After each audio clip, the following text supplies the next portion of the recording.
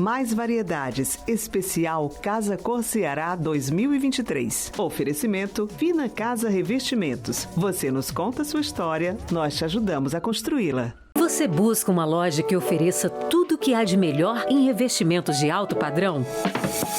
Bem-vindo à Fina Casa. Descubra infinitas possibilidades em revestimentos de alta qualidade e exclusivos. Grandes formatos, decorativos, naturais, sustentáveis, para áreas internas e externas. Conheça nosso mix de produtos acessando o QR Code ou no Instagram, @FinaCasaRevestimentos.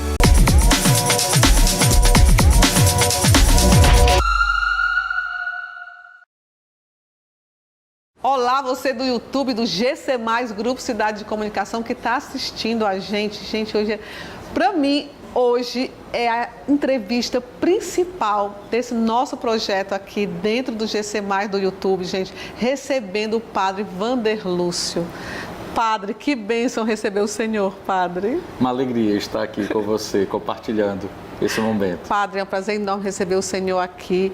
E o Senhor faz um trabalho lindo dentro do Grupo Cidade de Comunicação, na 89 FM, Padre, com o Terço da Misericórdia. E eu gostaria que o Senhor falasse um pouco desse trabalho. Uma oportunidade que o Grupo Cidade nos deu, e todos os dias, de segunda a sexta-feira, a gente está lá com o terço aqui na mão, né, rezando às 3 horas da tarde, que é a hora da misericórdia, a hora que nosso Senhor Jesus Cristo morreu por todos nós. E como eu digo no programa, é um momento que a gente para, que a gente desacelera, é um oásis. Nosso dia a dia é tão corrido, né? A nossa rotina é tão agitada, a gente precisa dar uma paradinha, elevar o nosso coração, renovar as nossas forças para continuar a jornada. E é isso que o programa se propõe todas as tardes, de segunda a sexta-feira. Qual o horário, Padre? Sempre às 3 horas da tarde. Hora da Misericórdia. Hora você da misericórdia. Ouvir aí junto com o Padre Wanderlúcio. Padre, e assim, qual a diferença da gente rezar e orar? Olha, em fundo é praticamente a mesma coisa, porque quem reza, ora. A reza, ela se atribui mais a uma oração de repetição, como por exemplo o terço. Eu rezo o terço, eu vou repetindo aqui, é uma oração mental. Ela vai aperfeiçoando a minha concentração. Eu posso rezar da boca para fora, mas eu posso rezar com o coração. E aí eu já estou em estado de oração. Ah, Padre, obrigada. Padre, assim, a gente vai entrar agora num assunto um pouco polêmico, digamos isso, que são os padres artistas. Tem o Padre Reginaldo Manzotti, tem o Marcelo Rossi, tem o Fábio de Mello. Onde é que o padre ele tem de ter cuidado com esse papel do artista? Como é que os padres lidam com isso e a igreja também? A igreja é muito tranquila, né? O mais importante é a pessoa ter consciência do seu chamado, da sua missão, do seu primeiro chamado, ser padre. Eu sou padre e jornalista, mas o jornalismo para mim ele é um acessório, né? Ele é uma coisa secundária, que tem um valor enquanto se está a serviço. Me ajuda muito para fazer uma assessoria de imprensa, para escrever. Tem irmãos no sacerdócio que têm outros dons. Nós temos padres cientistas, temos padres médicos, temos padres das mais diversas situações, padres administradores, padres advogados, né? E tem os padres artistas. Talvez esses estão no holofote pela própria missão que exigem, né? Mas isso foi muito comum e existe desde o início da igreja, os padres cantores, né? Esses são os da era moderna, mas desde o início, né, a igreja, por exemplo, sempre teve uma grande dedicação na música e ajudou na evolução da música, da arte. Ao longo da história tivemos padres escritores, padres pintores, padres arquitetos que deixaram grandes monumentos para a humanidade inteira, não só a nível de igreja. Então a gente reconhece como dom. O mais importante é cada um ter consciência da sua missão, para não se deixar levar, porque isso é o secundário, né? Verdade. É um meio, né, e uma oportunidade de aproximar, né? Padre Reginaldo Manzotti, quantas pessoas, quantas milhões de pessoas ele alcança durante o dia? Eu, desde seminarista, a gente faz muita missão e nós vamos, assim, na região sertão aos grandes centros urbanos. E 10 horas da manhã, a gente sempre escuta as pessoas ali sintonizadas, né? Padre Fábio de Mello, que tem aquela poesia, tem aquela linguagem que consegue cativar corações. Tem um público que só ele consegue alcançar, né? Ele está semeando. E nosso Senhor diz, quem não está contra nós está ao nosso favor. Então são nossos irmãos e estão no serviço da vinha, cada um com o talento que Deus deu. Com certeza, padre. E também tem as redes sociais, né? Que a Igreja Católica está realmente muito focada em rede social. Como é esse posicionamento de vocês, padre, em relação a trabalhar a rede social e nessa catequização? A gente vê os meios de comunicação e o progresso da técnica como um dom. Se a gente for olhar para a Bíblia, tem as cartas de São Paulo, né? As cartas, elas eram os meios mais modernos na época de evangelização. Os correios romanos eram a melhor forma de comunicação da época. E São Paulo, intuindo isso, já usou do sistema dos correios romanos, podemos dizer assim, para formar comunidades. Então, São Paulo ia, por exemplo, lá passava 2, 3 meses em uma comunidade. Depois ele ia para outra e se mantinha em contato com aquela através de cartas, sem a presença dele, já de uma forma virtual naquele tempo. Então, não é coisa nova. A igreja está lançando mão das redes sociais, esse dom do progresso humano, né? Para que a palavra de Deus possa chegar mais além. Então, padre, assim, a gente tem de estudar realmente história e entender esse papel da Igreja Católica no nosso tempo, não é isso? A igreja, ela... Para mim, a grande referência do comunicador, por exemplo, é Jesus. Jesus evangelizava e comunicava das formas antigas, né? Das formas... Ele já tinha seguidor, padre. Já tinha muitos seguidores. Por exemplo, Jesus ele ia para a sinagoga e ensinava no templo. Isso qualquer homem poderia fazer depois dos 30 anos. Ir no sábado, abrir a Torá, ler as Escrituras e explicá-las. Mas Jesus também foi além. Quando se reuniu uma multidão em torno dele, ele subia na proa de um barco e começava a ensinar, porque a voz se distribuía melhor. Ele já prestava atenção ao vento. Claro, ao vento. Padre. Jesus se comunicava de acordo com o seu público. Então, Jesus usava as parábolas, uma linguagem popular comum. Então, para os agricultores, ele se referia com a linguagem do campo, se referia a termos que eram conhecidos, para que, assim, aquela comunicação pudesse gerar uma conexão, e dessa conexão, a comunhão. Então, não é coisa nova se apropriar, é uma coisa antiga e nova, podemos dizer assim, se apropriar desses meios para levar a mensagem. E aí foi com Paulo, e aí foi depois com toda a história da igreja, com a história da arte, com os grandes monumentos edificados. E a gente pensa, padre, tem jovem aí assistindo a gente que pensa que é super moderno. Eu tenho um seguidor. Padre, é verdade que Jesus Cristo andava com 5.000 pessoas? É verdade, padre? Olha, uma vez... Presencial, viu, meu bom? Você aí anda com 5.000 pessoas? Jesus já era avançado. E você pensando que é moderno. Diz os evangelhos que a sua fama se espalhava por toda a região. E quando Jesus chegava, aquele burburinho ia aumentando. Isso fala o evangelho que tinham cidades inteiras, né? Aldeias inteiras que iam para o anúncio. Na multiplicação dos pães, registra o evangelho que eram 5.000 pessoas, pelo menos, sem contar as crianças. O evangelista faz essa referência, né? Uma multidão que foi justamente transmitindo. Como foi que esse anúncio chegou até hoje? Através da transmissão, da comunicação, né? Primeiramente a transmissão oral, da fala, contar para os outros o que tinha visto e ouvido, depois a tradição escrita, e aí a igreja deu uma grande contribuição para a humanidade inteira. Com certeza, padre. E como é que o senhor vê, padre, essa proliferação de igrejas, né? de doutrinas? Como é que o senhor enxerga? É um movimento, né, dos tempos atuais. Eu leio que isso revela a grande sede que as pessoas têm de Deus. Porque todos nós temos uma sede, uma necessidade do transcendental. A gente viu que por mais que tenhamos o aparato material, que atinjamos progressos, nunca é o suficiente. Porque existe uma dimensão em nós espiritual. Tem a dimensão corporal, a dimensão psíquica e a dimensão espiritual. Aprendemos a cuidar muito bem da dimensão corporal, né? Abrimos a consciência para a dimensão psíquica e a importância de cuidar também disso, né? Da mente, da higiene mental. Mas tem uma outra dimensão que as pessoas estão retomando agora, que é a espiritual. Por isso elas buscam, elas procuram um engajamento.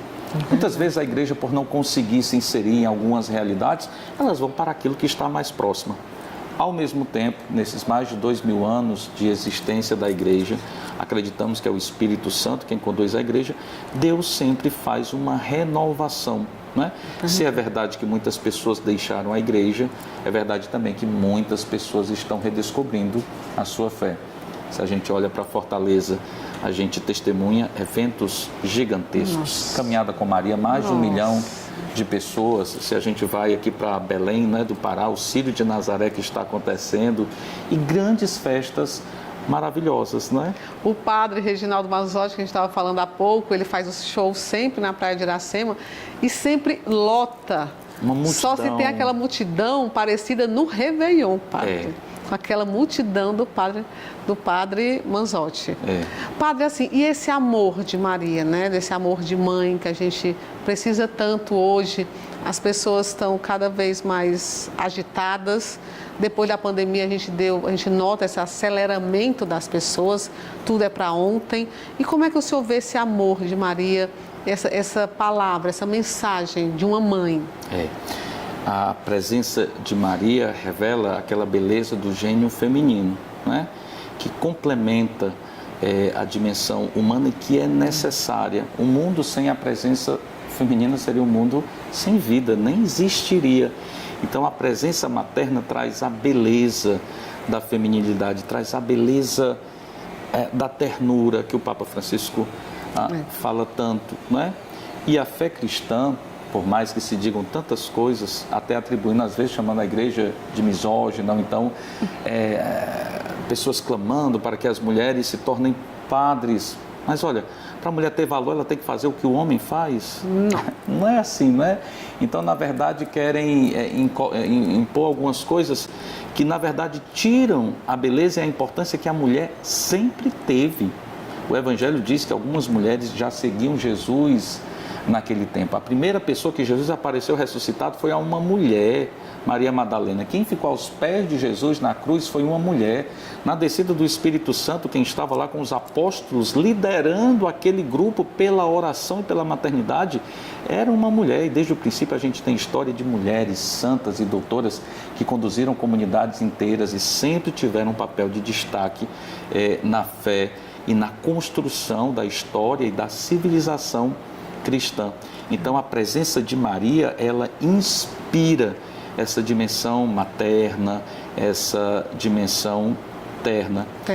E se o próprio Deus quis que na história da salvação seu filho nascesse de uma mulher, tivesse uma mãe, quem somos nós para dizer o contrário, para não querer essa realidade, não é? Com certeza, padre. E o importante, o bom da vida é ser diferente, não é? É verdade. E cada homem e a mulher tem papéis totalmente diferentes. E isso é que é bom para a nossa comunidade, a nossa sociedade. Padre, em relação ao Papa Francisco, ele toca em assuntos muito polêmicos, mas de um modo, e ele é muito democrático, recebe a todos, recebeu agora recentemente o cantor Caetano Veloso, no Vaticano, e ele é muito sensível, ele trata de polêmicas, mas com aquela suavidade, padre. Sim. Não é fala de intolerância, de ser misógino, como o senhor falou, mas de um modo terno. Sim. Não é? O senhor vê o Papa Francisco nessa importância, dessa conjuntura global que nós estamos, padre? Olha, Deus nos deu a graça de, nos últimos tempos, esses que nós vivemos, de termos papas, né, os representantes de Cristo. Nós acreditamos muito conectados com o seu tempo, né? Começamos com Paulo VI, o São João XXIII, que abriu o concílio para colocar a igreja em consonância com a atualidade, depois Paulo VI, depois São João Paulo II, um papa que viveu os horrores da guerra, um papa que era artista, um papa que sabia criar conexão com as pessoas. Foi ele que criou aquele gesto de, ao chegar numa nação, se debruçar e beijar aquele chão, né? Pito XVI, tão pouco entendido, um dos maiores teólogos do nosso século. Eu lhe pergunto, qual a autoridade, qual a personalidade política renunciaria ao poder? Pelo bem maior. Pelo bem maior, porque ele disse que não tinha mais forças. Quem abriria mão em tempos que cada um querem reter mais, querem acolher mais, querem acumular coisas que nem vão fazer usufruto? Bento XVI dá um grande sinal de humildade, vai se retirar para viver no escondimento, numa cela, né? no claustro, né? Então deu também a sua contribuição. E coroando o Papa Francisco, né? Que se conecta diretamente ao nosso coração, que realmente trata de temas espinhosos, que traz para a luz, nos inspirando e nos motivando, porque a igreja não está apartada do mundo. Tem uma carta de Ogneto, que é uma cartinha lá do começo dos primeiros cristãos. E essa carta dizia quem eram os cristãos. E uma definição muito bonita é que dizia, os cristãos são... Como é o nome da carta, padre? Carta a Diogneto. Diogneto era uma pessoa e alguém, essa carta é anônima, escreveu a Diogneto, dizendo, afinal de contas, quem são esses cristãos? E diziam, em nada eles se diferenciam dos demais, mas eles agem diferente. Eles são como a alma no corpo. E o que é a alma no corpo? Aquilo que dá a vida. É como o fermento na massa, é como a luz no mundo. Então, o Papa Francisco vem nos inspirar também a assumir a nossa missão. Nossa, e qual é a nossa missão? A nossa missão é ser Eu luz quero no saber, mundo. gente, qual é a nossa missão, padre. A nossa missão é trazer nosso esperança. Nosso propósito nesse né? mundo. Trazer né? esperança, trazer alegria, apontar para as pessoas que existe uma realidade para além dos horizontes humanos. A gente não pode viver achando que tudo se encerra nisso. Já pensou se a nossa vida fosse só essa loucura da nossa rotina? Se não tivesse algo a mais, né? Então fazer a gente parar, refletir que existe sim uma dimensão espiritual, né? Que é possível sim experimentar uma alegria, uma fortaleza, né? Ter uma esperança renovada. Dizem que o mal do século é a tristeza, então a gente precisa do antídoto. E o antídoto à tristeza é a alegria, mas a alegria genuína. Não é uma alegria euforia, não é um descompromisso com a realidade, mas é um estado de serenidade que me permite caminhar, sabendo em quem eu coloquei a minha esperança. Nossa, com paz e sabedoria, né? Com paz e sabedoria. Nossa, padre. E, padre, esse relativismo dos princípios, não só cristãos, mas o relativismo desses princípios até da sociedade, da construção da nossa sociedade. Hoje as pessoas falam em tolerância, mas a gente vê a intolerância está bem maior. É verdade. Esse não respeito ao outro, esse não respeito da pessoa, deixar a pessoa ser o que ela deseja ser. Esse relativismo, como é que a igreja está enxergando? Relativismo, né? Relativismo de princípios básicos, porque a vida, por exemplo, a vida ela é um valor, né? Para quem crê e até para quem não crê, mas hoje se relativiza a vida, se dizendo quem deve viver ou quem deve nascer. Nós estamos, Roberto, em pleno século XXI, assistindo uma guerra ao vivo, vendo pessoas correndo no deserto e sendo alvejadas como se fosse num jogo, bebês assassinados de forma horrenda. Que princípio totalmente perdido, né? Nesse mundo que a gente vive. E é nesse mundo que a gente tem que manter a sanidade, trazer um pouco de esperança, né? Trazer um pouco de paz, um pouco de luz, porque o mundo está errando, não é? É cego guiando o cego. A palavra de Deus diz que a raiz de todos os males é o mamon, o dinheiro, né? A ganância, né? Então, se a gente aprende o desprendimento, se a gente aprende o despojamento, se a gente aprende a viver uma vida mais simples, e todos podemos viver uma vida mais simples a partir do status social que cada um tem. E muitas personalidades podem nos inspirar. Madre Teresa de Calcutá, São Francisco de Assis. Tem uma história de Madre Teresa, vou te contar. Ai, adoro. Pode contar, padre, a gente quer aprender, eu estou aqui para aprender. Nós estamos aqui, né, para aprender com o padre. Repórteres de todo mundo sempre acompanhavam o dia a dia de Madre Teresa, né, nas ruas de Calcutá, na Índia. O cuidado dela era cuidar dos indigentes. E a maioria deles nem eram católicos, longe disso, eram hinduístas, shintoístas, pessoas de outras religiões. E o que ela fazia, muitos daqueles, era simplesmente dar uma morte digna, acolher, para morrer como anjos, né? E um dia uma repórter acompanhou Madre Teresa lá naquelas ruas de Calcutá e ao final disse para Madre Teresa: Madre Teresa, olha, eu sinto muito lhe dizer, mas esse serviço que a senhora faz eu não faria nem por $1 milhão. Madre Teresa olhou para ela e disse: nem eu. Não era por dinheiro, tinha um outro valor, tinha uma outra riqueza que determinava a vida. Quando a gente descobre, por exemplo, que a simplicidade é o maior requinte, a maior sofisticação, a gente vai aprendendo também a ter uma vida mais leve e vai aprendendo a dar valor a cada coisa. Eu não vou relativizando o valor do outro. Toda pessoa é digna. Isso para a nossa vida pessoal, Roberta. Muitas vezes a gente convive com as pessoas... Padre, vamos aconselhar a gente, que a gente precisa muito de conselho, padre, muito. Enxergar no outro, por exemplo, o dom que ele é. Independente do que ele faz, Às vezes a gente se relaciona com as pessoas sempre esperando algo em troca. Um sorriso, uma confirmação, um tapinha nas costas. Quando a gente se desprende disso e faz o que precisa fazer, porque essa é a nossa missão, e o outro é digno do meu bom serviço, do meu bom trabalho, de uma presença inteira minha, aí as coisas elas começam a mudar. É assim que a gente vai quebrando o relativismo, porque as coisas vão tomando o lugar que elas têm e existe uma hierarquia, Roberta, de valores. Na natureza existe uma hierarquia. Na nossa vida também precisa então, nós vivemos num planeta que ele tem uma hierarquia de funcionamento.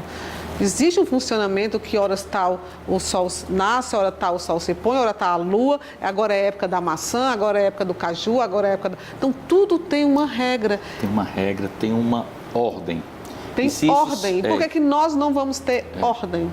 Se a gente faz parte de um todo. É verdade. Aí, se a gente desordena, isso vai ter implicação, porque a nossa vida, o Papa Francisco diz, está tudo conectado. Então, se a gente entra numa desordem, o outro vai sofrer, né? A gente sempre fala, né? A gente diz que a desordem, ela sempre vai causar uma dor em Deus, uma dor no próximo, uma dor em nós mesmos, né? Os mais prejudicados, às vezes, somos nós. Com certeza. E falando de desordem, de relativismo, a gente tem de falar o óbvio. É um absurdo. Um filósofo disse, um antigo, disse que sociedade é essa que a gente tem de ensinar o óbvio. É um absurdo. E o senhor falou uma coisa muito, muito profunda, que é que a gente... Ai, padre, me perdi um pouco. Não, pode. Me perdi um pouco, é muita coisa que o padre falou. Um princípio que é você ser firme, mas ser firme não quer dizer que você é grosseiro. Então, o senhor fala da firmeza, de você ter de fazer o que tem de ser feito. Tem coisas que a gente tem de fazer, ser firme, e não precisa a gente ser grosseiro. Firme apenas, né, padre? Nesse mundo tão caótico e que a gente está vendo aí a guerra de Israel. Hoje é dia 11 de outubro de 2023, a gente está vendo essa guerra em Israel, uma coisa absurda. Como o senhor relatou, crianças, mulheres são os principais alvos. E assim, padre, é o fim do mundo? Olha, a gente vê a guerra, vimos há pouco também um terremoto no Afeganistão que matou mais de 2.000 pessoas, né? Jesus já falava disso nos evangelhos, né? Sobre os sinais dos tempos, mas ele dizia, ainda não é o fim, né? Ainda não é o fim. E é importante a gente, até para manter a sanidade, manter o equilíbrio, evitar uma visão também apocalíptica do mundo, né? Não é que seja o fim, é uma oportunidade de mudar, é uma oportunidade de recomeçar vendo tudo isso, né? E é interessante que até as pessoas falam, né, nessas realidades, já dizem, o Apocalipse, né? E relatam o Apocalipse como se fosse o livro, que é um livro bíblico da destruição, e tem gente que nem lê, não é? Tem medo. Ele é o livro da esperança, né? É o livro da esperança, é um livro figurativo que foi escrito por São João lá no finalzinho do 1º século. Ele estava exilado na ilha de Patmos. Havia uma perseguição muito grande aos cristãos por conta do império e nem tudo podia ser dito às claras e com os devidos nomes. Então se escreveu nessa linguagem apocalíptica, o dragão, os selos, os animais. Mas nesta história do Apocalipse, quem vence é o Cordeiro. Imagina, o Cordeiro vence o dragão. O Cordeiro imolado é a força da simplicidade, é o Davi que vence Golias. Para a gente vencer, gente, não precisa de grandes coisas, precisa a gente centrar, precisa a gente redescobrir o poder da simplicidade, o poder da humildade. Nossa Senhora, a Virgem Maria disse, o poderoso fez em mim grandes coisas, porque ele olhou para a humildade da sua serva. A gente vê as pessoas guerreando porque falta a simplicidade, elas querem ser como Deus, elas querem ter poder, elas querem ter mais prestígio, elas querem ser honradas. A humildade nos coloca para lavar os pés uns dos outros, para reconhecer no outro um irmão e não um inimigo, alguém que é digno do meu amor, né? Então, esse tempo a gente precisa redescobrir, nesse tempo de guerra, como levar a paz, né? Ou como mudar o mundo.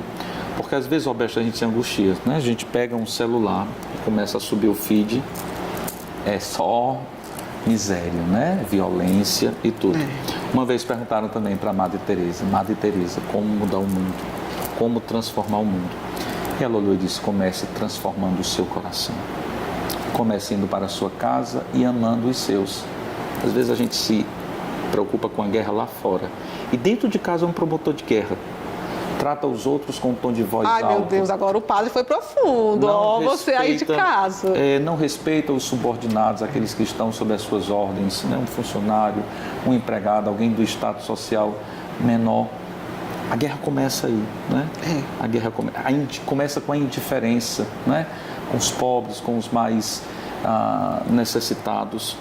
Para dizer, um mundo novo só é possível a partir de corações novos, de corações E a gente renovados. trazer a autorresponsabilidade, né, Paulo? A gente ter a autorresponsabilidade e não se preocupar, às vezes, tanto com o processo do outro, se preocupe mais com o seu processo. Isso. Não se preocupando com o nosso processo, o bem das nossas famílias. Porque cada um cuidando de si, já melhora o mundo, né, Paulo? O Evangelho tem regras muito bonitas, né, esses ensinamentos, que às vezes a gente se preocupa e enxerga, né, o cisco no olho do outro, mas deixa passar uma trave no nosso, né? Então, como é importante, né, o autoconhecimento, uma reflexão sincera acerca de si. Né? Padre, a gente veio de uma pandemia, né? Passamos por uma pandemia, muitas pessoas, a ansiedade.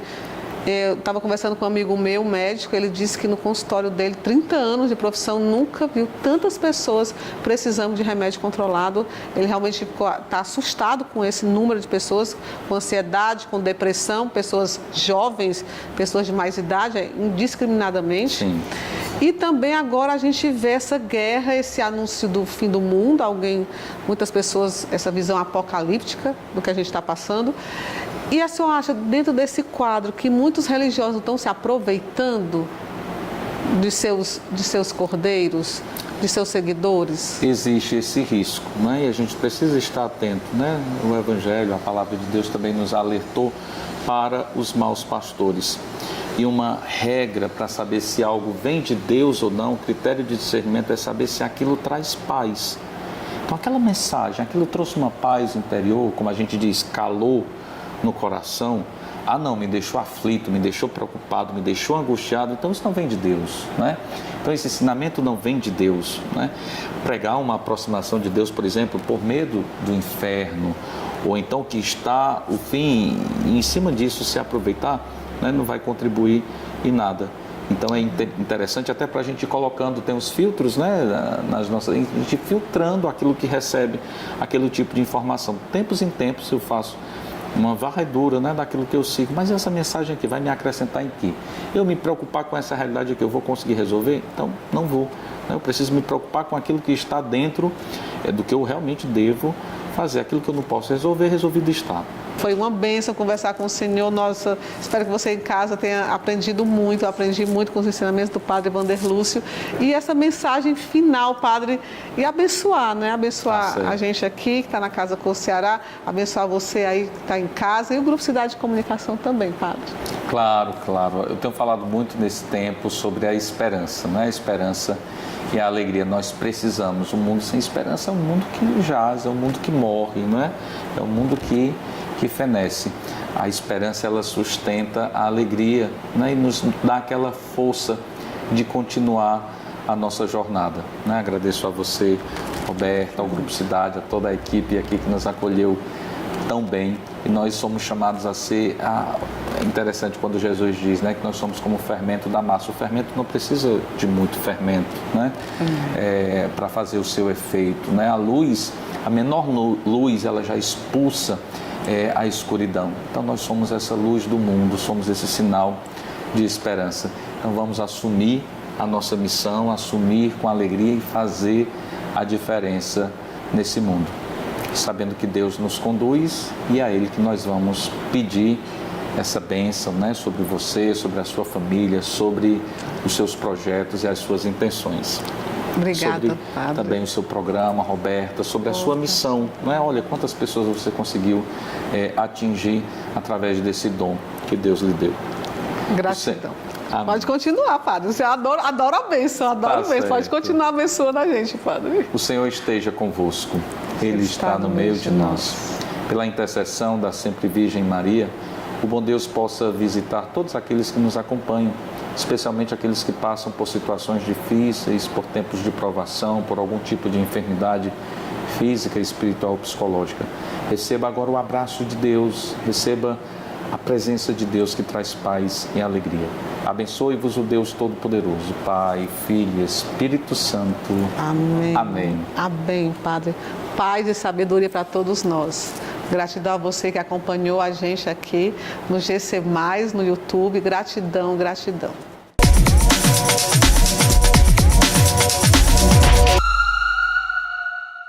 Mais variedades, especial Casa Cor Ceará 2023. Oferecimento Vina Casa Revestimentos. Você nos conta sua história, nós te ajudamos a construí-la.